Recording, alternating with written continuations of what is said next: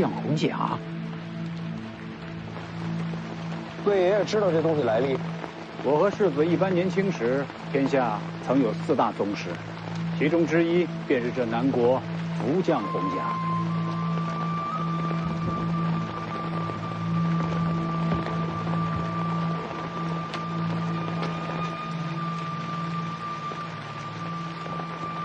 前面拦着那个就是。可这福将红甲人当年刺杀先皇，被人毛寒雕寺亲手剥了甲胄。这尸体和红甲都挂在旗上示众，这可做不了假。奇怪了，这红甲又是哪来的？会不会是福将红甲人的子女？不可能，天下红甲只有一副，如今该藏在皇城才对。我去试试。轮不到魏爷冒险。叔兄，李钱塘，借马一用，随你用。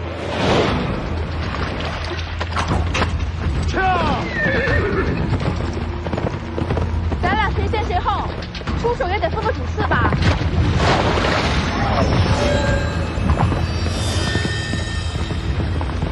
我的。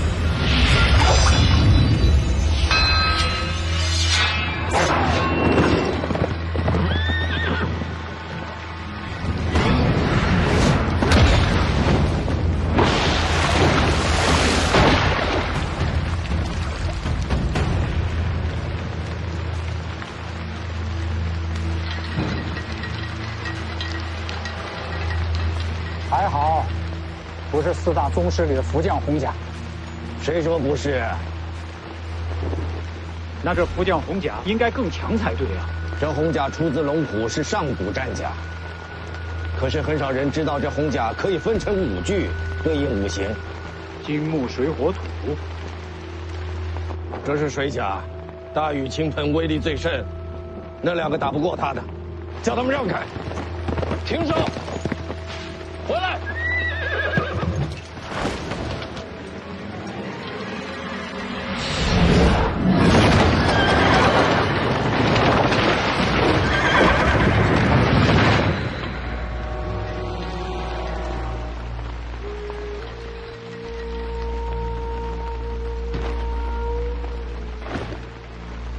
朝我来的。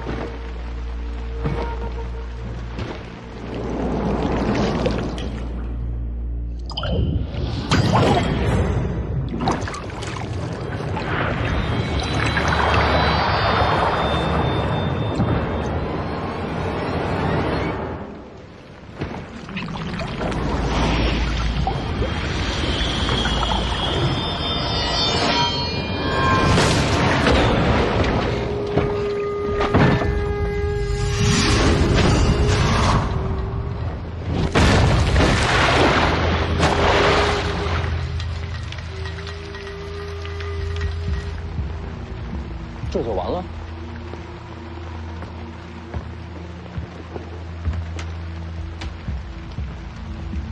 福将红甲一化为5，确实不如归一时强悍，可也不至于那么容易被击败。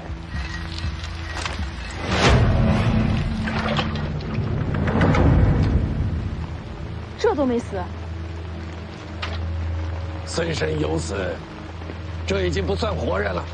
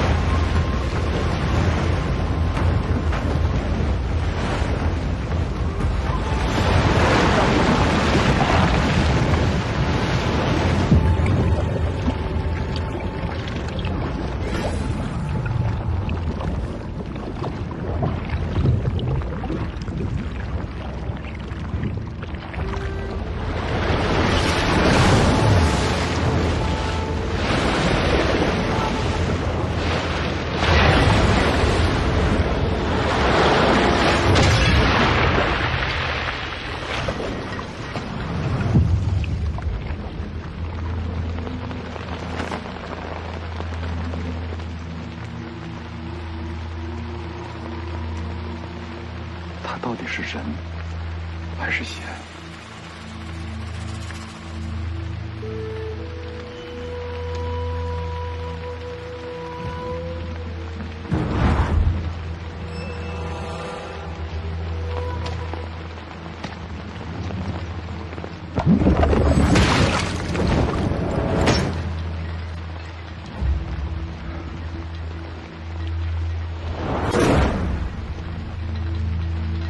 知道他好强，我怕是对付不了。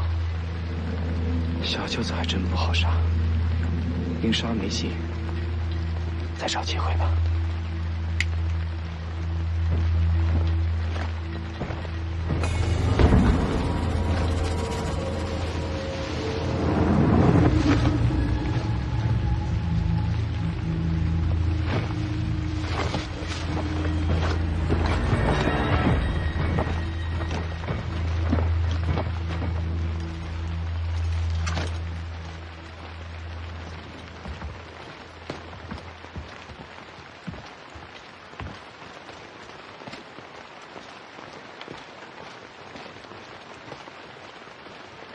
幸亏我练的是刀，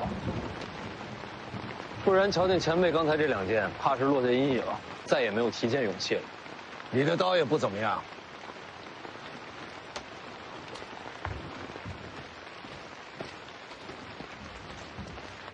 哎，怎么样，小丫头？比不过白虎脸。那丫头是不错，可与我相差甚远啊。人家双刀舞的比你好看，嘿嘿，我也会漂亮剑法。长得也比你好看，啊，这也能比呀？所以我不做你徒弟，别想来。你的天赋真的不比外头那小子差，若跟我学剑，必成大器。我这身份，本事越高，死得越快。你怕姓徐的小子杀你啊？我看他舍不得。呸！那家伙阴险毒辣，什么事做不出啊？我教你啊，保你胜过他。不学，练武太苦。想学的时候记得告诉我啊。为什么非要教我？你天赋不错，还有那蛮不讲理的精气神也合我心意。嘿嘿。他呢？那小子天赋不错，只是心思太深，还得再看看。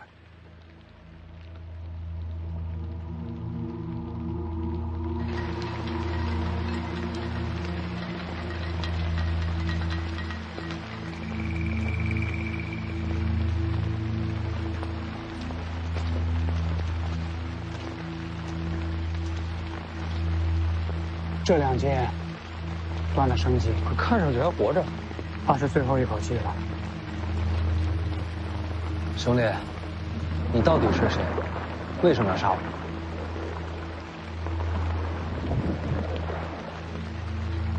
看来是不想说。他不是不想说，是不能说。怎么讲？我看了，这人神智受损。神智受损？刚才出手可不像。看，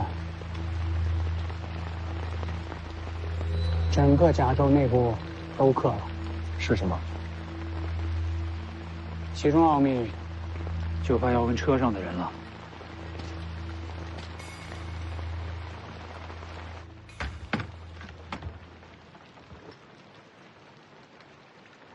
你看，这是什么呀？那红甲人身上的。这面刻的是什么？瞧着诡秘，这世上怕是没人知道底细了。小子心思不正啊，拐弯抹角来探底细。前辈知道。知道你就说呀。这是真气，真气。这符箓是用特殊材料刻下，作用是流通真气。真气在这些纹路中流通，不仅仅是流通，还能储存真气。最奇妙的就是，这符箓将真气传入这里，脑袋里。所以说，外面那人不是天生神力。这红甲阴损得很，等于是培养一批死士，再用甲内储存的真气助其伤人，所以我才下了杀手。那里面的人，宁死也不会投降。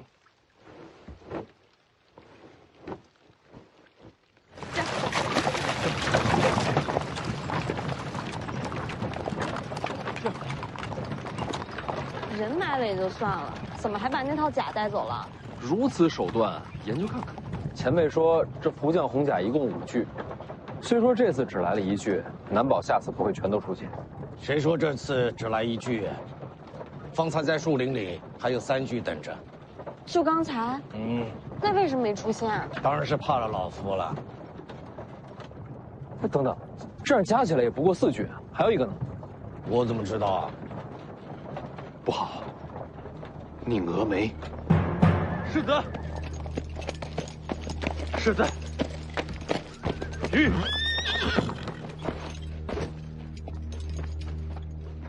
遇袭了。世子，有一红甲人偷袭凤子营，结果如何？是在下无能，凤子营死伤了40多人，都无法留住那个人，只是将其逼退，最终还是被他逃脱了。宁峨眉甘愿领罪，只求世子饶了凤子营剩余的将士。按北凉军律，作战失利，兵将无能，是何责罚？最少鞭挞，最重斩首。我们这边也遇上了红甲人，他们2个对此可是束手无策。你能将其逼退，已是难得。我再多问一句，激战中，凤子营可有未战后退之人？一步未退，只有战死的凤子营，没有逃命的北凉兵。好，死伤过半，勇战不退，可称骁勇之士。此战凤子营勇战得胜，有功无罪。起来吧。宁峨眉替凤子营谢过世子。你把剩余将士带回北凉吧。现在看来，此去东行怕是条死路。北凉铁骑何曾怕死？阵亡的士卒要不要回家？你把他们带回北凉，然后再赶回来。我会放慢速度等你。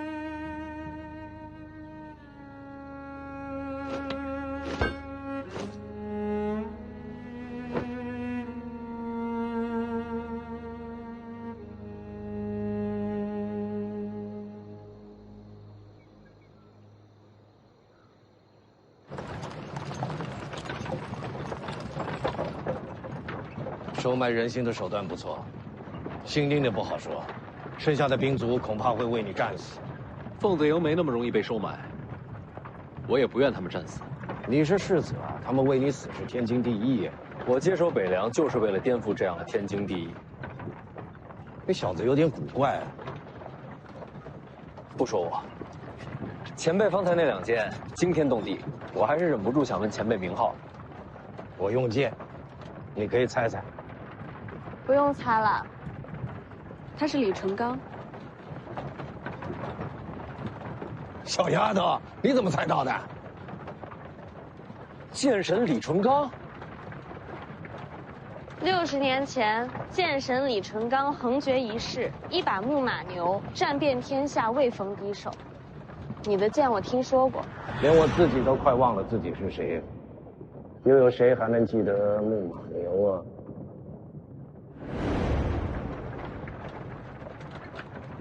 原来你当时听见了。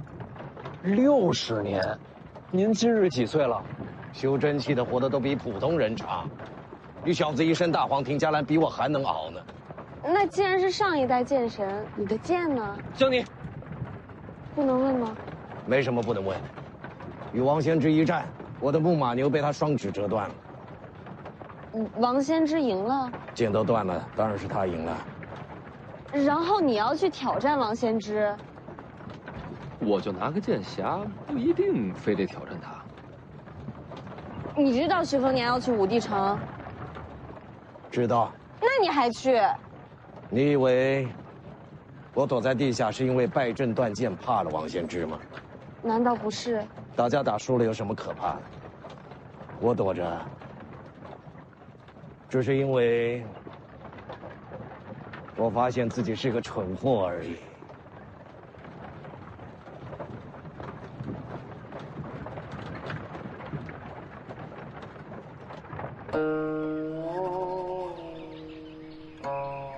世子，咱们要是绕道而行，1天不到就能离开雍州。如果走后山，恐怕要3个时。我知道。世子，车里真是李存刚？应该不假。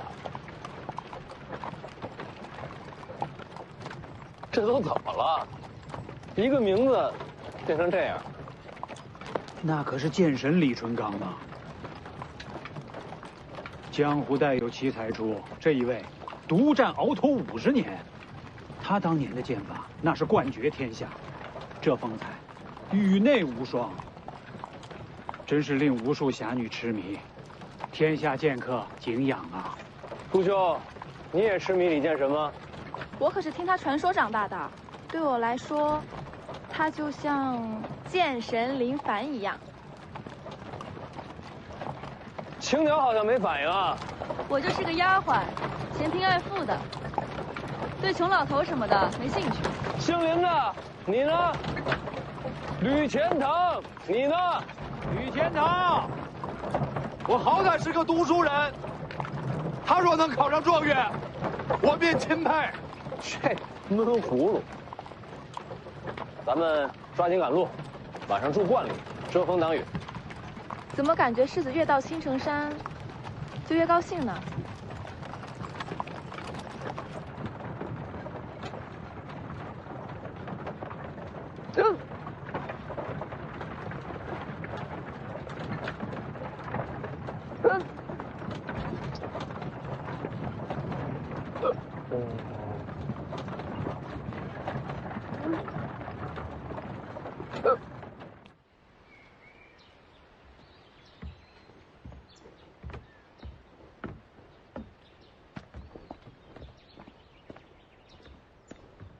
你怎么知道这儿有个道观？我掐指能算。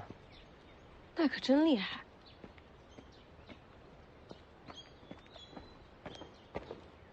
世子，这道观有些古怪。哪里古怪？后院的树都被人给伐了。哦，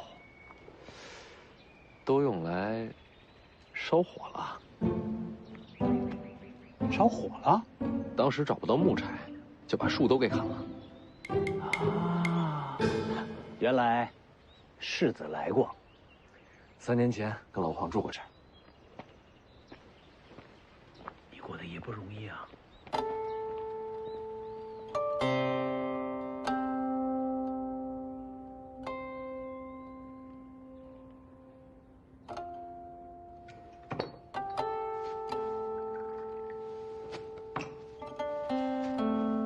苏兄和吕钱塘出去捕猎了，看看能不能搞些野味回来。要我说，还是人多好。上回我跟老黄窝在这儿，饿得头都晕了，就没人愿意出去找吃。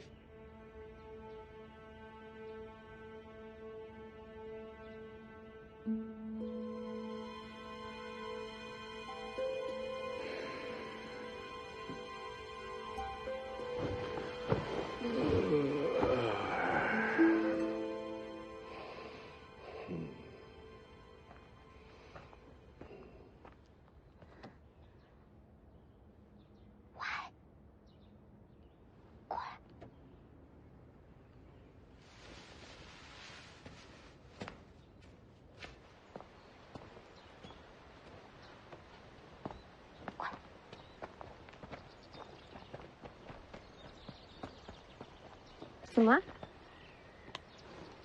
什么东西？砸人啊！凤子英不在，今晚就是最佳机会。那个吕钱塘之前不是读书人吗？看起来身手一般，我们就把他当做土炮口。你倒是挺了解的。你听到我说没有？就这么说定了。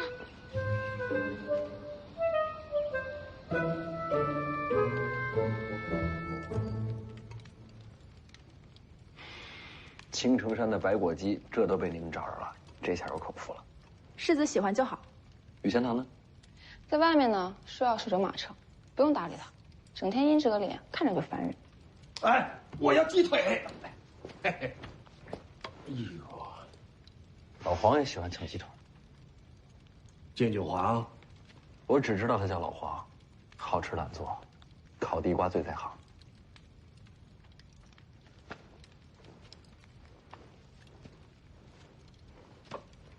来啊，要吃自己拿。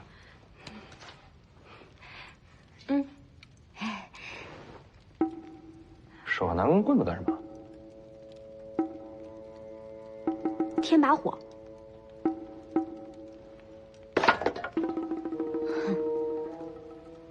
莫名其妙。嗯。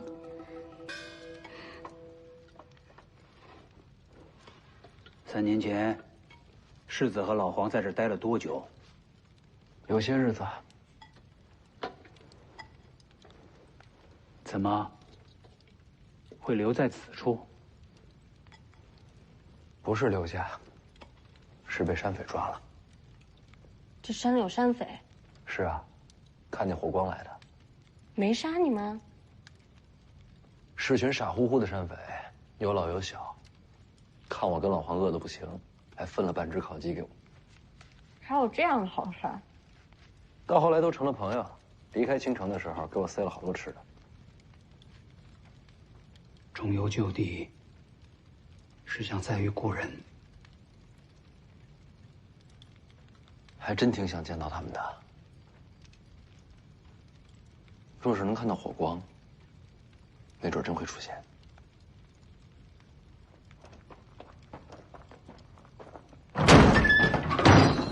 把这人交出来！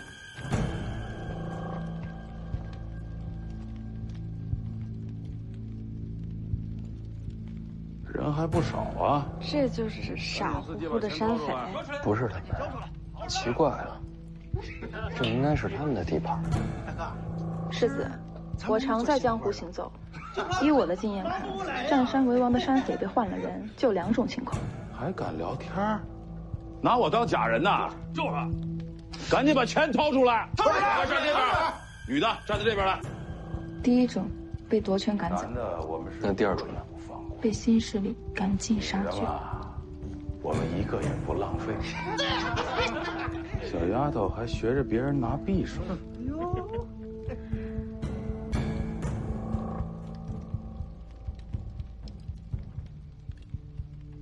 各位大爷，我若是交出这位美人，能否放过我们？反正我们都要死了，能不能再问个事儿？之前的老孟头去哪儿了？哪儿那么多废话？待会儿我先砍的就是你。淑修，世子，一个也别让他逃了。都努力一点哦。给我上！是。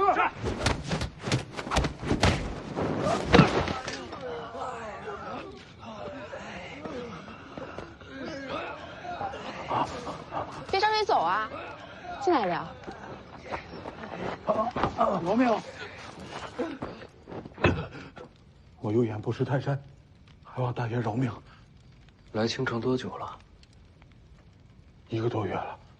时间这么紧，没见自己的寨子吧？寨子是原来人留下的。你把他们杀了？没有没有。但是我知道他们惹祸了。惹祸？惹什么祸了？圈个老神仙，抓走了一个10几岁的小丫头，然后姓孟的那伙人又去登门要人，结果一个都没出来。小雀儿，青阳为什么要抓那丫头？听说青阳的老神仙擅长采阴补阳，可能是看上了。抓进去多久了？我们来之前的事儿，不到2个月。大爷，你还有什么要问的？我都说了。杀过多少人？没杀过，我们都是苦人，都是被逼无奈干这个的。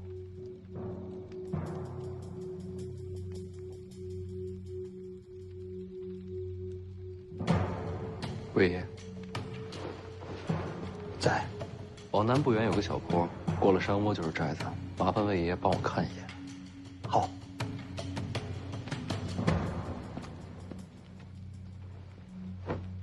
把人给我看好了。世子放心，一个都跑不了。世子去哪儿？出去走走。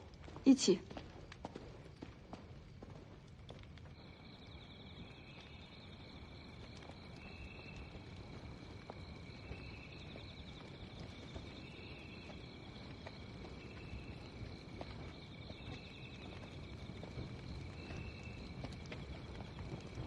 这儿便是阴阳亭，传说倾城以此亭为界。山下是阳间，山上是阴间。阴阳恐怕没这么容易分清吧？是啊，这世上本就是阴阳难分，人鬼莫辨。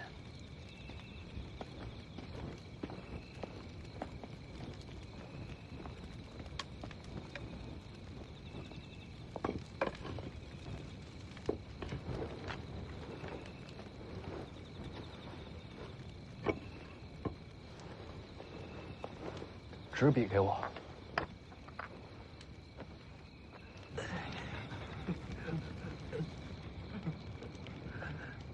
别动。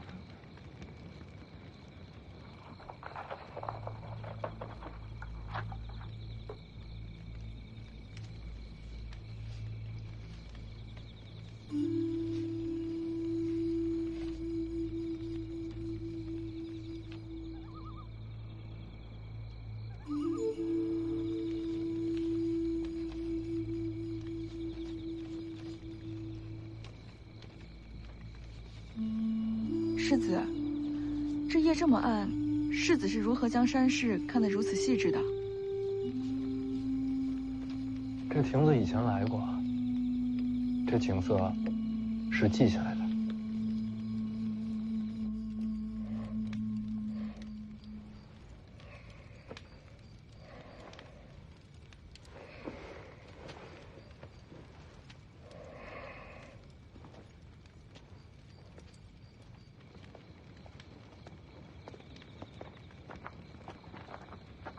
去哪儿？多喝了点水。我怕黑，得找个人陪着。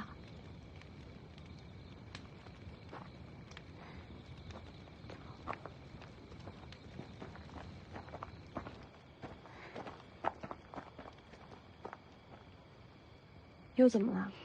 现在人少，正好溜走。没地方可去。哎呀，你别在这儿废话了，反正你先跟我走啊，等我把猫带上。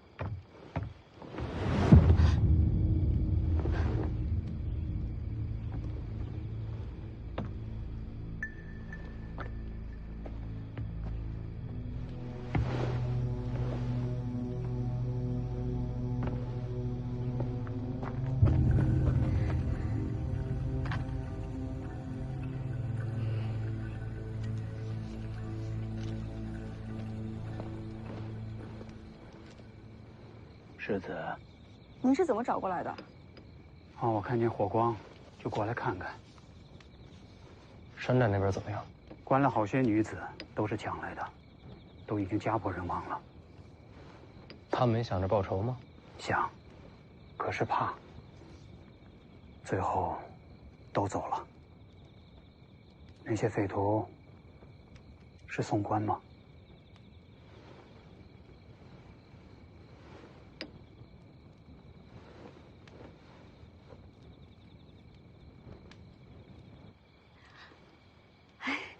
我们两个开玩笑呢，我们不想逃，我们两个。徐骁只让我保护徐凤年，其他人和我没有关系。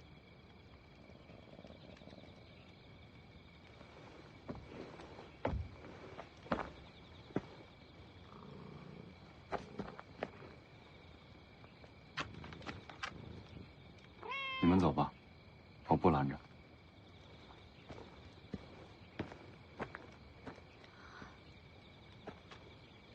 赶紧走走。不用了。北凉离这里不远，我若真跑了，一知信鸽就能把消息送回去。你总得试试吧。没机会，何必徒劳？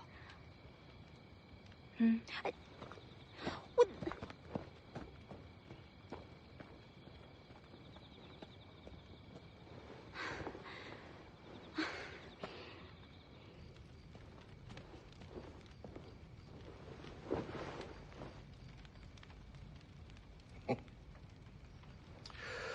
我是觉得你不想走。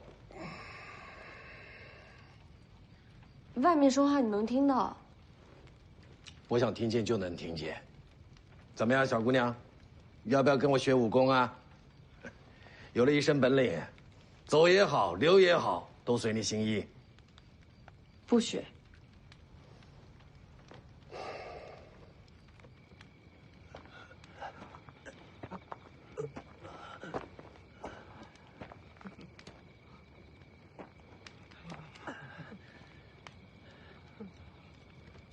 世子说了，被伤害的人害怕了，没关系，他们的仇，我们来报。什么意思啊？寨子里面的那些女人的话你可不能信，她们都是贱命啊！我们有很多金银财宝，都可以献给你们，只要你们放过我啊！八空。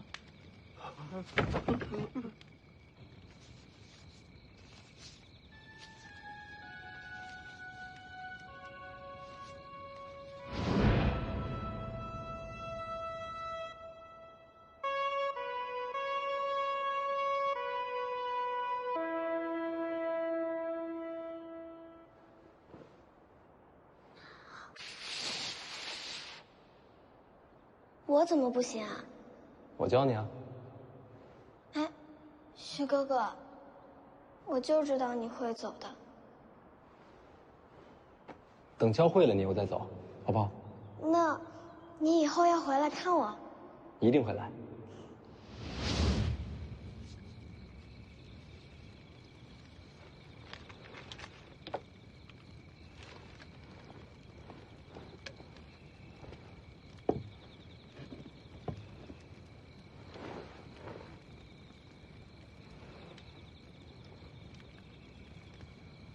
世子大宰，这是把山势都记下来了。总不能白走了这河山。人都杀了，舒修和吕钱塘把人埋了。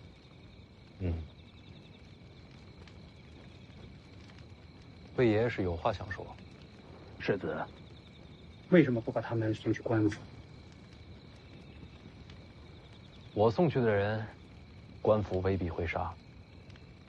跟北凉有仇的，朝廷都会保。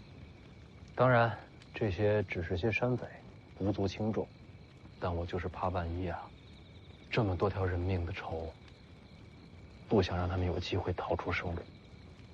那些山匪也是罪有应得。不是所有的山匪都这样的。当年老孟头，别说杀人了，打劫的时候遇到苦命人，他还要自掏腰包。我跟老黄身无分文被他给劫了，走的时候他倒给我们好多钱。那也算义匪，根本就不能算是匪，只是活不下去的山民罢了。他们老弱妇孺都有，还有个小丫头，叫做小雀儿，天天缠着我跟我学吹叶子，还老是偷老孟头的肉干给我。就是那个被抓去青阳派的小丫头。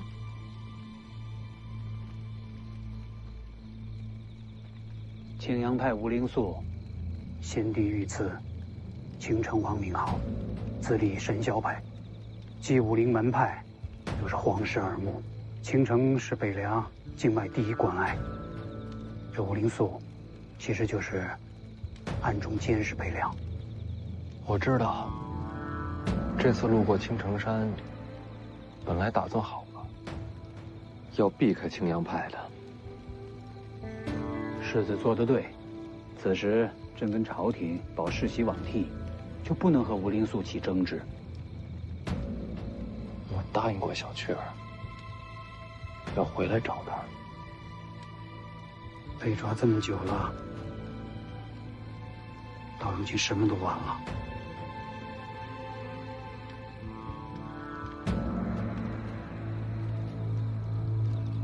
是啊，晚了，救不了了。收了吧。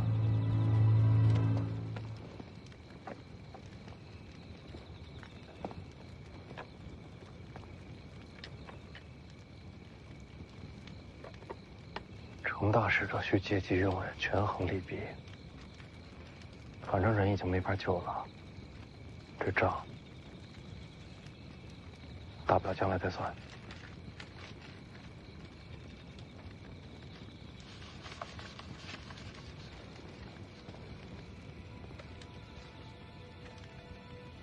可万一人还活着呢？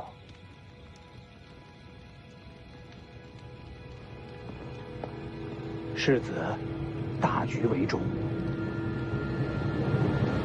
魏爷爷，我恐怕不是干大事的人，我要闯着青城山。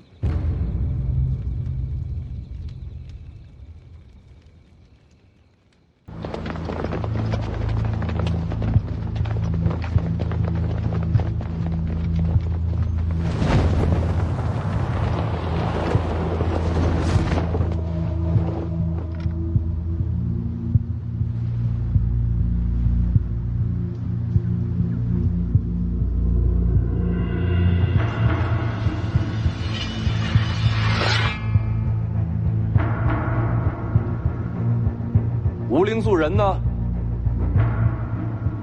看这石碑，先皇御笔。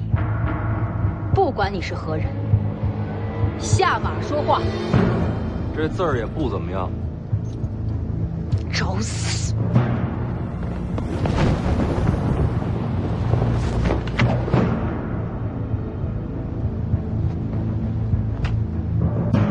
布阵！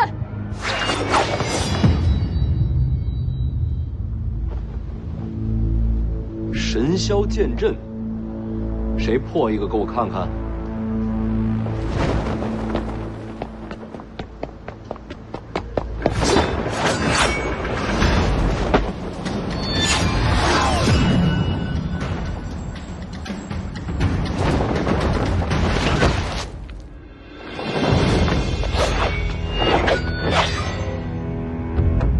还是换人吧，他可破不了神霄剑阵。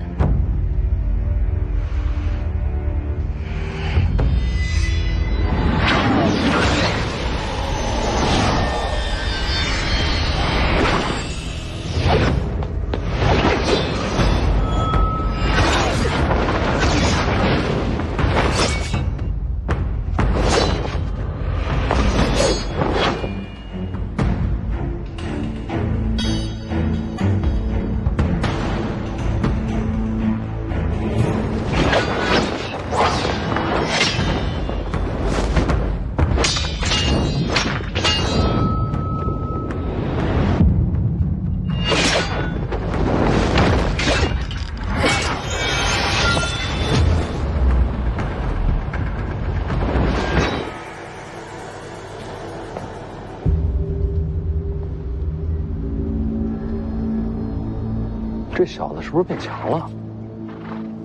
用的是赤霞剑诀，很高明的剑术吗？高明个屁！靠气血内爆才借来一点力气，用的越多，伤的越深。练这个的都活不久。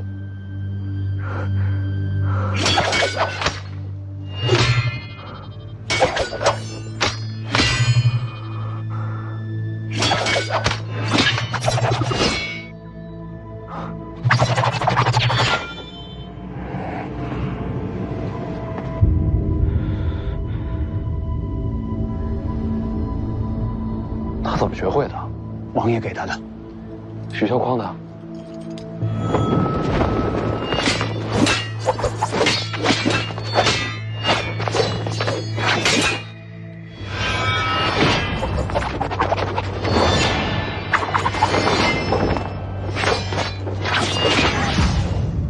他不知道用这这功法会害他自己性命。知道。你真的想好了？此剑法虽然威力很大，但凡是练它的人，死的都很快啊。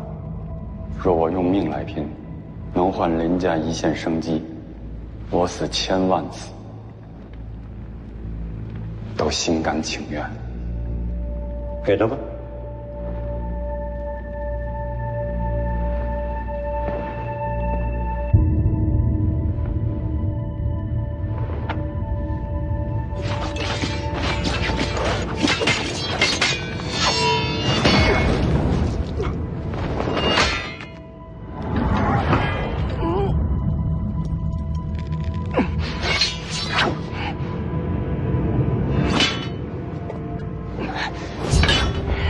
咱们猜猜看，他还要撑多久会有金灯火？我猜1个时辰。帮他破阵。我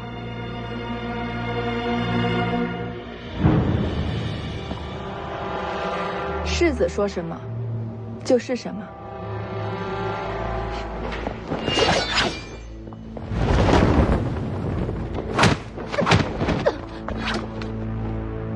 卑鄙！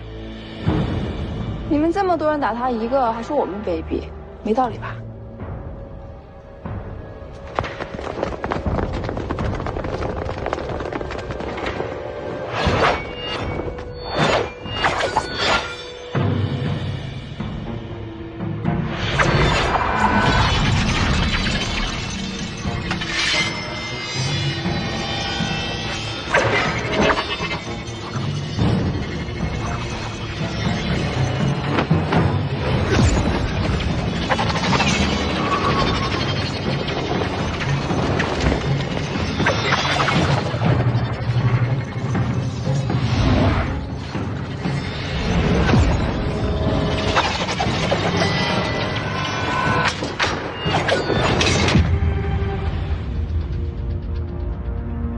方才是玉箫阵，现在才是真正的神霄剑阵。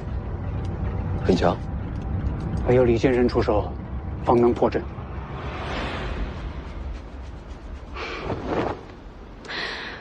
你不出手，你拜师我就出手，不出手拉倒。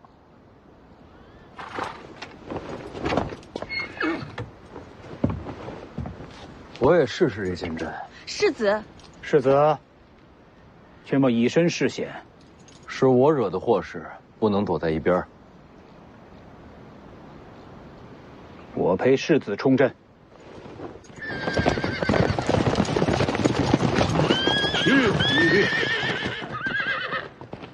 世子，死伤者已送回北凉，宁峨眉率凤子营归队。来得正好。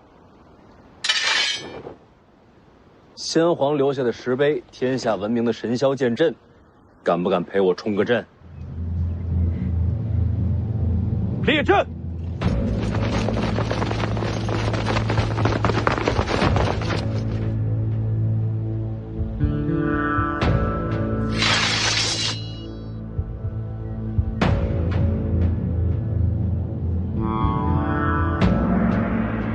阁下到底是谁？徐凤年，北凉世子。这青城不是北凉，你率众闯山，到底想要什么？有个叫老孟头的土匪，还有一个叫小雀儿的丫头，再就是和老孟头一块的山贼，有一个算一个，活要见人，死要见尸。没见过，那就没得谈了。徐哥哥，小雀儿，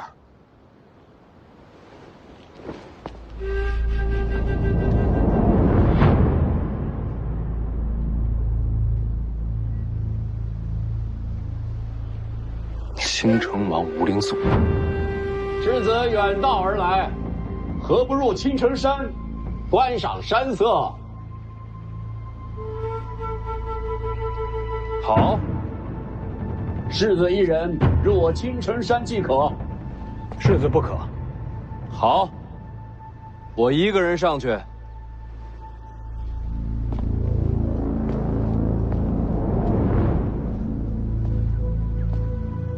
辛苦了，都退回去吧。还没到青州呢，你不能死。当然。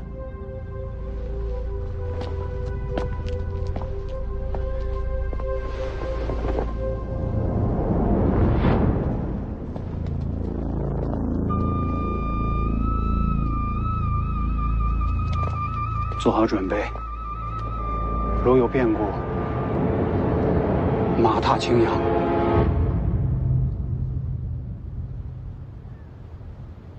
这小子是傻了，真的就一个人进去了。你这丫头也不担心啊？万无一失的局面，有什么好担心的？你是说我肯定会出手救他？不如赌500钱。徐凤年不用你出手，一样能化险为夷。这小子刀法还未入门，不可能有这本事。赌不赌？赌。能溜进去吗？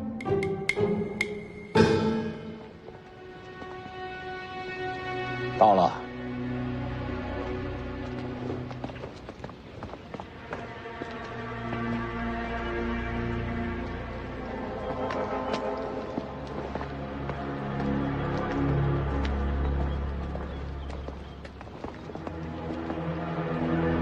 小雀儿，你先进去。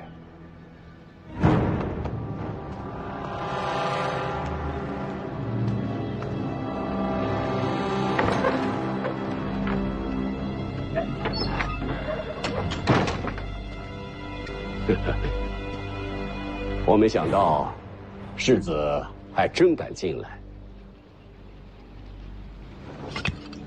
把人给我。闯青阳派。就是为了这个山野丫头，你开条件。刚才为你闯阵的那一男一女，是你的侍卫吧？对青阳派无礼，我要他们的命。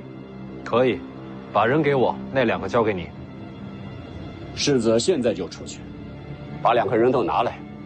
买卖不是这么谈的。这不是买卖。世子入了青城山，命就在我手里，你没得选。这就骗不下去了。你觉得这小子接下来该怎么办？怎么办？谈不了就打呗。他还敢动手啊？怕什么？现在骑虎难下了，是那姓吴的。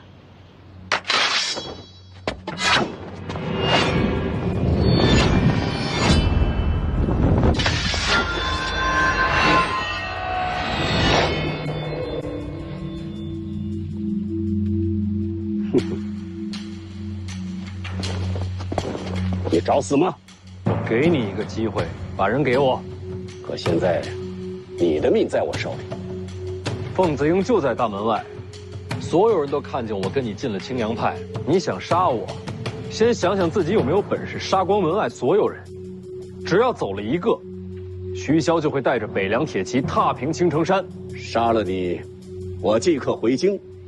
我就不信徐骁能飞过来找我。不用飞。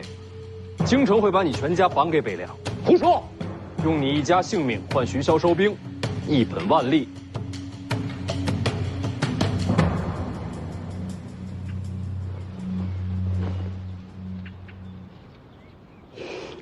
你输了。你一早就明白这局面了。这有什么难的？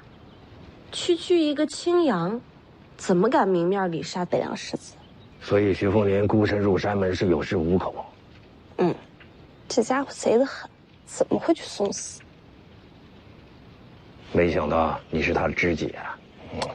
你才知己。记得500钱。世子名不虚传。贪花好色吗？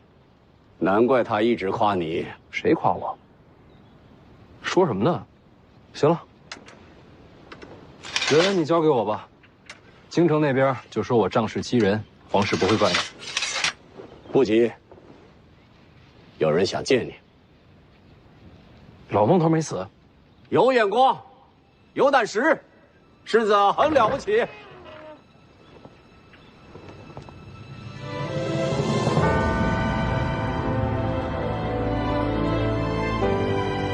姑姑，风爷，姑姑，赵玉台，你认识？我躲在听朝廷底下好些年，徐骁父亲每次来见我，他都守在边上。他是徐骁的人。你知道徐凤年他娘吧？王妃是府上第一个对我笑的人，我到现在都还记得。他娘姓吴，来自剑冢吴家，是吴家上一代剑冠。吴家的剑主都有自己专属剑室，与剑主一起长大。这么说，她是王妃的剑士，名为剑士，跟四姐妹。难怪叫姑姑。姑姑不哭，不是哭，是高兴。当年我娘死后，姑姑就没了踪迹，莫非是被她囚禁此处？他是你姑父。那这是怎么回事啊？当年游历，你和他们相识，你这身份有许多人盯着，你的朋友就是你的弱点和把柄。我把他们带到青阳派，也是为了保护他们。是啊，徐哥哥，这里的人都对我很好。那老孟头去哪儿了？他们都悄悄地送去了北凉辖内，如今有了田地，过得非常的好。师傅说我有天分，如今我也是神霄派弟子了。你拜姑姑为师了？他拜在你姑父门下。可他不是皇室御赐的青城王吗？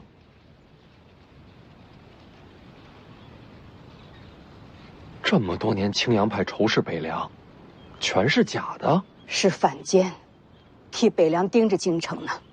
这事徐骁知道？自然知道。你们俩好好聊着，我去周围看看，免得让人瞧见。徐哥哥，我待会儿再来找你。我这些年做的事，稍有疏漏，就会天翻地覆。大将军不敢泄密，也是怕我遇到危险。真是大手笔。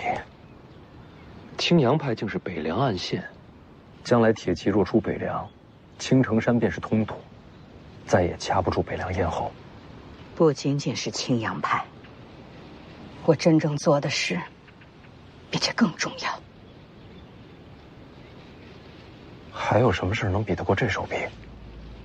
这些年，我一直在查害了小姐的凶手。啊？谁？世子，快走！姑姑没事，自己人。你家的事我懒得听。你怎么在那儿啊？都怪这老头。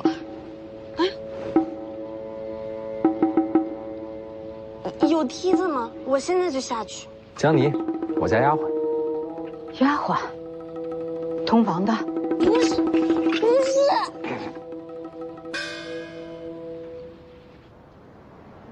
这还没出来，咱们冲进去。不用了，李剑神跟江妮已经不在车里了。你是说？应该已经进去了。那就好。剑神在，世子可保无忧。哪个剑神啊？哪有第二个剑神啊？独臂的便是李淳罡。他还没死啊？还没。前辈见谅，我不是那个意思。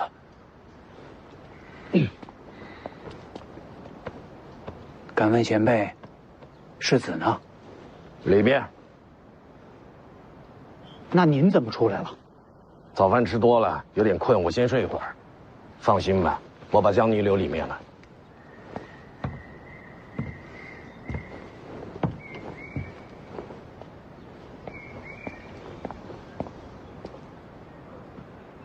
这把姜泥留里面有什么用啊？既然前辈回来了，那应该是不会有什么大事儿。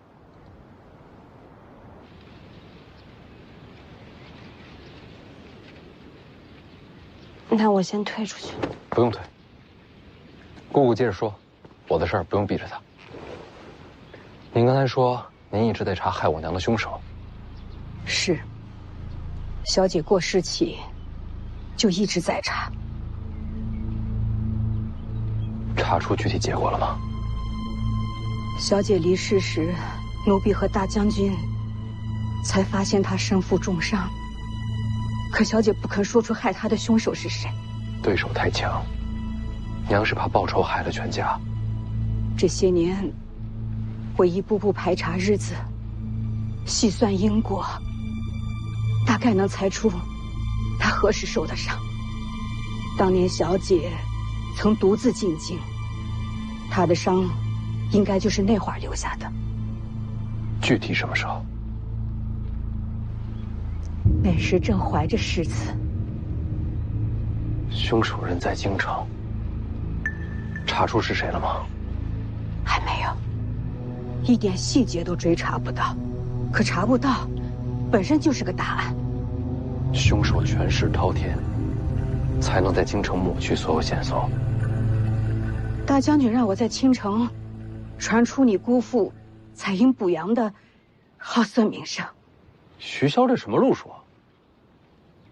大将军有话让我转告。他说，你不愿用大将军的方式接手北凉。是。那些山匪，世子杀了吗？杀了。换做大将军，他也会动刀杀人，为亡魂复仇。那些山匪是他安排的。是。官府四面围堵，就是将他们逼到青城。这些人是为世子施刀锋的。大将军还猜到你会孤身闯宫，他事先就说过，这心机手段和他行事并无二致。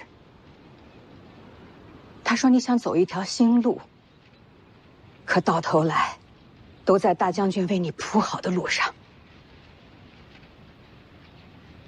我知道世子始终记恨大将军不肯追查小姐的死因。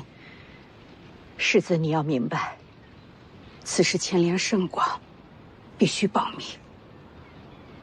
我明白的。大将军说，你不愿杀人，可事实证明，该动刀的时候，你一样不会手软。世子和大将军，其实本质是一样的人。不，我和他不一样，我不会牺牲家人。世子和大将军的事儿，我不便多说。可大将军和我说了，等你闯上青城，我就把这些年追查到的所有细节都交给你。从此以后，无论多少年，哪怕我和大将军都不在了，可你一定要追查下去，替小姐报仇。他不说，我也会查下去。世子，稍等，我去给你拿些东西。好。抓得太紧了。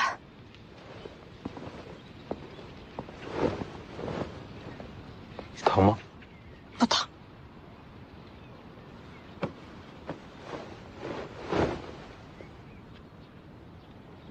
对不起，你怎么也不很疼啊？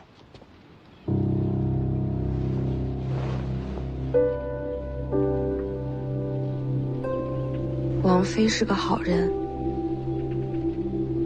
记得我刚进王府的时候，既害怕又伤心。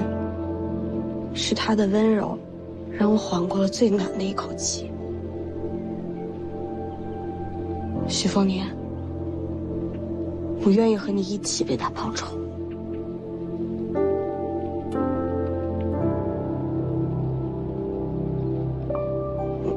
但我和你还是照样势不两立的。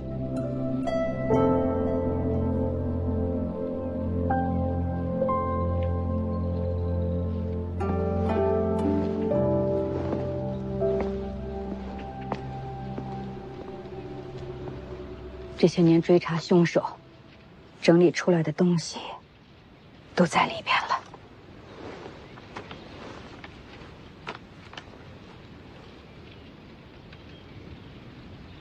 姑姑何时嫁给了吴灵素啊？在入神霄派之前就嫁了，当时有了世珍，她和世子差不多大。人在哪儿？在京城。你姑父被封青城王，受命与北凉抗衡。说起来权势不小。是被当成了人质。只要我的身份不拆穿，他就没事。得想个办法救他回来。他的事，世子不用担心。你好好看这个，看完烧了。姑姑去哪儿？我有些事情去办，一会儿就回来。